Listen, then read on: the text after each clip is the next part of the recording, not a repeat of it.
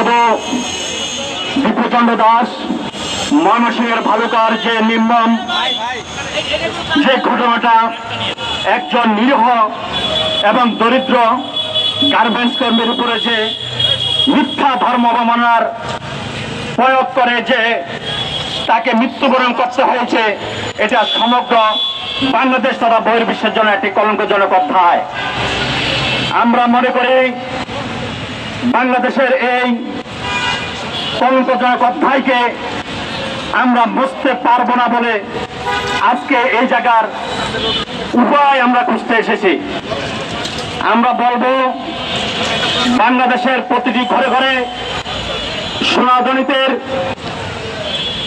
উদ্যক্ত আহ্বান জানাচ্ছি, তারা যেন স্বচ্ছ সুন্দরভাবে সতর্কভাবে বাংলাদেশের প্রতিটি ঐক্যবদ্ধতাভাবে আমরা যেমন এগিয়ে যেতে পারি। ঐক্যতার বিকল্প আমাদের কিছু নেই। আমরা এখানে এসেছি শুধু প্রতিবাদ নয়, আমরা প্রতিকারের জন্য এসেছি।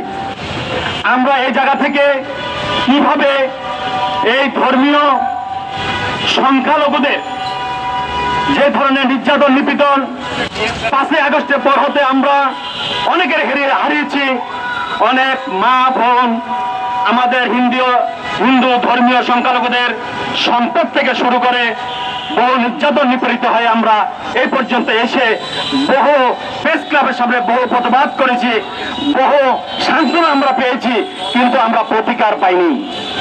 আমরা আজকে বিশ্ব হিন্দু ফেডারেশনের পক্ষ থেকে আমি সেই প্রতিবাদ জানাচ্ছি।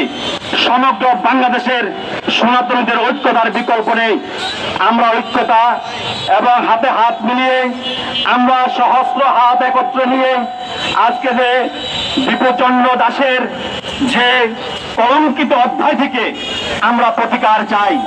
আর প্রতিটি ঘরে যেন এই ধরনের অসহায় এবং দুর্বলতার যেন সৃষ্টি যেমন করে কেউ যেমন পয়দাল উঠতে না পারে, সেই দিকে আপনারা দৃষ্টিপাত এবং সজাগ থাকতে হবে। আরেকটি কথা আমি আমার আলোচনা শেষ করব। বাংলাদেশের দীপুচন্দ্র দাস তিনি যেভাবে 71-এর যে হানাদার বাহিনীরা যেভাবে বাংলাদেশকে ধ্বংস করছে, নির্যাতন করছে, প্রতিবাদ যারা মুক্তি বাহিনীরা করছে, সেই ধরনের ঘটনাকে বিকৃত করে ফেলছে আজকের দীপুচন্দ্র দাসের ঘটনাকে কেন্দ্র করে। আমরা এই প্রতিবাদকে ধিক্কার জানাই। আমরা আজকের এই মানববন্ধন থেকে আমরা আগামী দিনের প্রচলিত আইন অনুযায়ী যারা দোষী সাব্যস্ত হবে, প্রচলিত আইনে যারা দোষী সাব্যস্ত হবে, আমি বাংলাদেশের শীর্ষস্থানে যারা বিচারক মহোদয় রয়েছেন তাদের কাছে আমি জোর দাবি জানাই, প্রচলিত আইনে তাদেরকে সর্বশেষ শাস্তি দেওয়ার জন্য আমি বিনীতভাবে অনুরোধ করছি।